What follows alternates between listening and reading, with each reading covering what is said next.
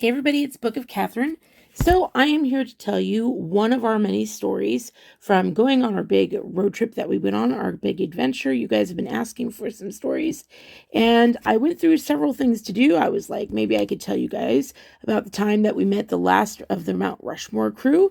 We got to meet him before he passed away, and we got to talk to him, and he even gave us his own signature on a Mount Rushmore photo, and I thought about doing maybe Waldrug, which was an insane journey. We met some nice women who told us about Custer State Park, and that was an adventure in itself.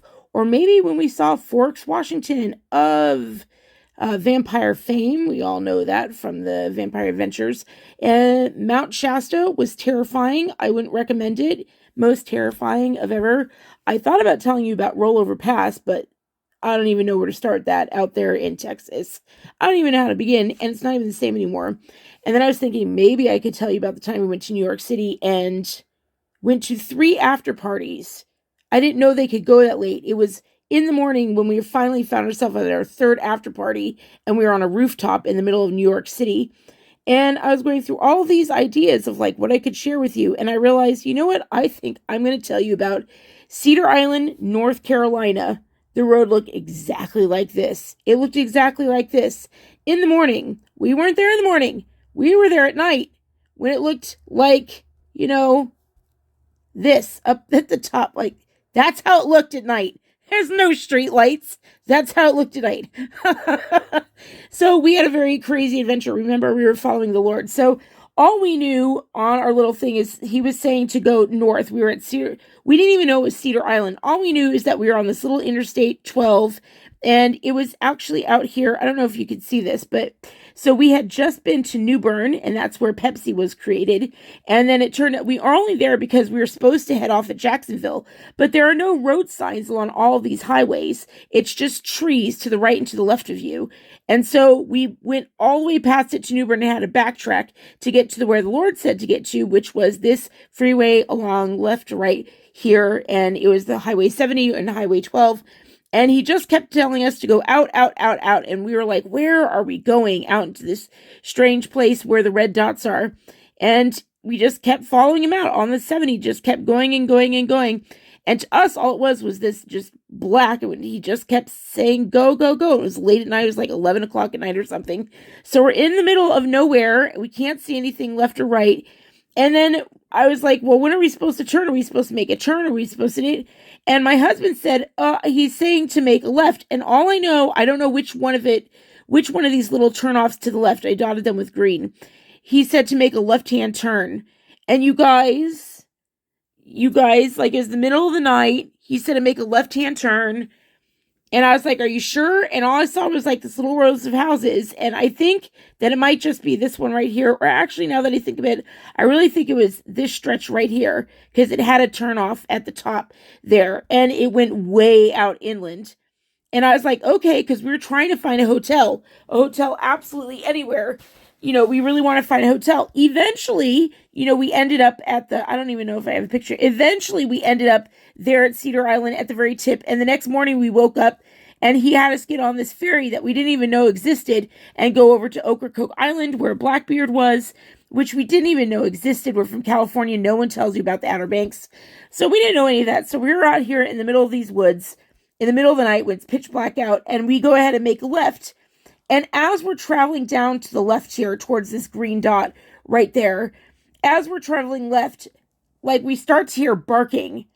And we're like going a little bit long. We're kind of traveling to the side, traveling. And all I'm seeing are houses. I'm not seeing anything look like a hotel or motel at all. And I'm thinking, where are we going? And then I see all of a sudden a giant amount, huge dogs that were like up past our windows, massive dogs. And then we see that, nope, it just dead ends amongst all these homes. And they had dogs on chains there, and they got so excited that we had come to the end of the road in the middle of the night. They were like, this is what we've been trained for. Aroo, aroo, aroo. And they just came, gong, gong, gong, gong, gong. And they actually ripped themselves off their chain and came straight at us. And we were like, like we were peeling out in this little car. We did not have a big car. We were not in an RV. We were in this tiny little car of ours. like this little Japanese thing, and just like, like, oh, it's good for safety. Not when you have giant dogs. They were scratching at our windows, and they chased us all the way to the road. And my husband peeled out and was like, north or whatever. And then we kept going, and the dogs kept going, and one was left, and we were trying to like outrun it, outrun it. And finally, like, I was like, we thought the dog was done. We pulled over the side of the road because we thought he had said to go down there. We thought the Lord had told us we're supposed to go down this road. And instead we were like, get the heck out of there. And we found ourselves pulled over at the side of this road over here on the orange. And we're pulled off on the side. And it's all black. We just see trees to the right and to the left of us. And we were like, is that it? Are there any more dogs chasing us? And my husband's like, let me check. And he rolls down his window. And we hear this click. And we look to our left, and there is this giant black dog with like spots or whatever, like being all like, oh my gosh, she was being all low key and everything like that. So he's sneaking up on us, running but not barking, and we were like, oh no, they're still there. And so we peeled out, and we started going even further north. And then finally we pull over. We don't hear anything, and I'm just like, I want to know what happened. I want to know what happened. I was so upset with my husband. I was like, why would the Lord send us down that thing? Why? I want answers now. I want answers now. We're in the middle of nowhere. There are no lights anywhere. There's just trees. And he told us to make a left, and we made a left. And what was there? Just a bunch of dogs. They were trying to climb into our car and scratch out our windows. And oh my gosh, it was stupid because it was the deep south and it was in the summer. And we had our windows down, and we had to be like, we almost didn't get our windows up at the right time. And we'd never seen anything like that. I mean, there were so many dogs, and all of them were like just huge, easily I mean, who needs a security system? But we lived in California, at that time people didn't have dogs. I don't think, like, dogs became a problem, but I don't remember them being guard dogs. Those dogs that were in California at the time, they were used for like dog fights and stuff like that, heavily abused dogs that weren't for protection whatsoever. So we were freaked out, and I just sat down, I parked, and I was like, I need to know, talk to the Father, like, let's go ahead and talk to the Father and find out like what he said. And we were both quiet, and we were sitting there trying to focus on the Lord and trying to hear his voice. And then out in the stillness, my husband said it was an optional adventure. And I was like, what? And that was the first time the Lord introduced us to optional adventures, of which I don't recommend everyone take. At first, we took them all around the United States. And I was like, what do you mean optional adventure? What do you mean optional adventure? And so it turned out that he said you could go down it if you want to. And that's when he began the whole right here in North Carolina, is when we got all the way and reached the coast, when we were out there right about to go out, which, by the way, Ocracoke is totally none of these islands on the Outer Banks. He took us all along. It was so romantic. And hey guys, sorry about that. Just got a call. I cannot really do airplane mode just because of my health. Anyway, so it looks like we may have been up against the one dog was the North Carolina state dog. Didn't know that. But this looks exactly like the dog that was coming after us. And in the middle of the night, this dog, it looked like we were being chased by hell. This is the dog that refused to let up and ran us down this 70 highway that just kept going down, and he kept going up and up and up and up. And so all the other dogs had left behind. And now that I know that he's North Carolina state dog, that kind of makes sense. So anyway, there were no roads, by the way. They show you these, like they make you think that this is a road. Like, that looks like these little side roads are roads. They're not. They're actually dirt roads.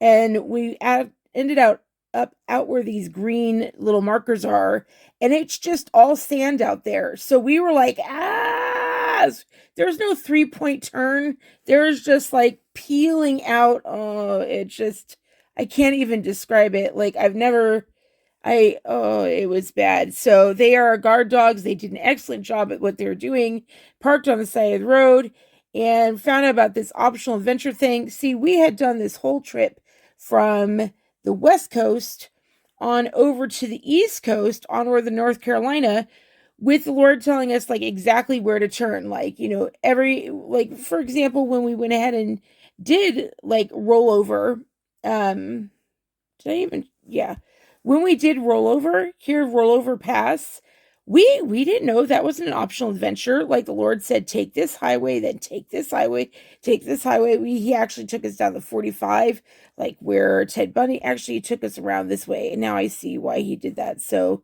he had us go all the way around the outskirts of Houston. So we got to see this beautiful thing and then come inside, or maybe we did do the 45.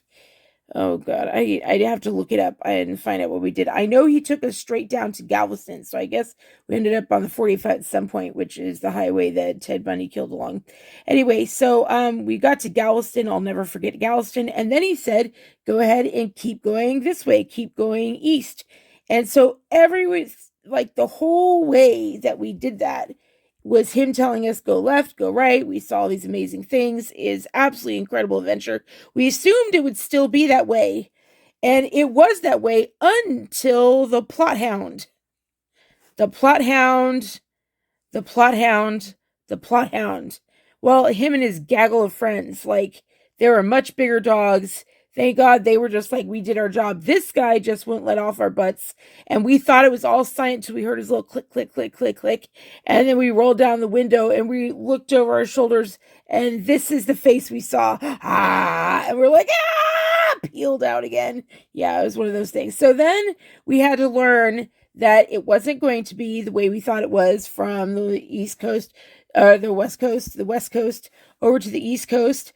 Things had changed. Now we had a thing called optional adventures, and we had to learn that didn't happen very often, but he had us go all the way up north again.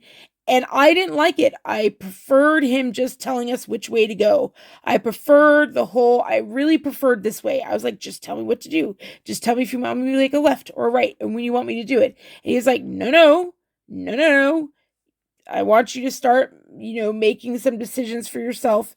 And then it got really crazy because by the time he brought us back and we got up here, this is where like the crazy crap went down. Like it took us until Oregon, being in Oregon, all the way around Washington, all these crazy things happening. He didn't give us a whole lot of optional ventures. We still had to learn just how to have our own opinion. Well, it was for me anyway. And oh my gosh, Oregon is where we got our butts kicked, and I didn't say yes to an optional adventure for a while after that. I was like, no. And basically our lives were threatened here, and we had to follow him very carefully to get out of it in Oregon. And it was really scary. And we called and emailed a few people at the end of it. When you're that scared, it's very hard to hear him. Like you really need to take time to calm down. It's hard for me to get that scared to not hear him anymore. I mean, I'm much, much more experienced. I'm much, much more his daughter. He's really taught me in a lot of things and really raised me up to be his own. So I can hear him pretty clearly now, getting to know his voice and even his personality and things like that, which makes life so much better. I can't imagine life without him. So anyway, yeah, but when we got here, we just had to call friends because we were way too off center. And I remember one friend actually texted back and just said, not all adventures are pony rides in Mayweather. And it was like some quote from The Hobbit. And I was just like, boosh, like I couldn't say anything after that. And the fact of the matter is, someone pointed out, they're like, every adventure has a dragon at the end of it. So every adventure worth being told has a dragon at the end of it. And we all want adventure. We all want to play the game, but we don't want to actually come up against a dragon. There are plenty of gamers out there, but when you're like, well, you can actually live this. No. They want to make sure that they can go to bed at night or fall asleep on their keyboard or whatever. It's a different story now. Some obviously are, and aren't really allowed very many adventures in today, not ones that don't make giant profits for, the dark. Anyway, that's a whole other thing. Anyway, so that is an adventure story for you that everyone seems to love. When we were screaming in the middle of the night. And I remember just praying, like looking back, I'm like, we are so, so blessed that some guy did not come out the door and like shoot us. Like, or Like, no one came out on their porch. No one was like, what the hell are you doing here? They wouldn't have believed us if we were like, we're just looking for a hotel, motel, holiday. And I mean, this, like, they wouldn't have believed us if they said that. Not with everything that's been going on. It turns out crime is really just, it's a worldwide problem at this problem. Everybody has to lock down their stuff. And even then, so thankfully, if you have the Father, he'll tell you exactly what to do, and no one will touch you. You know what I mean? Not unless he says so. And then you talk to him about what he wants you to learn. And it's just a much more preferable life. Anyway, love you guys so much. My cats are all asleep. I think I should go to sleep. They're very unhappy with me for filming this late at night. I love you guys so much. Have a good one, and I'll try and do more soon. All right, bye. Mwah.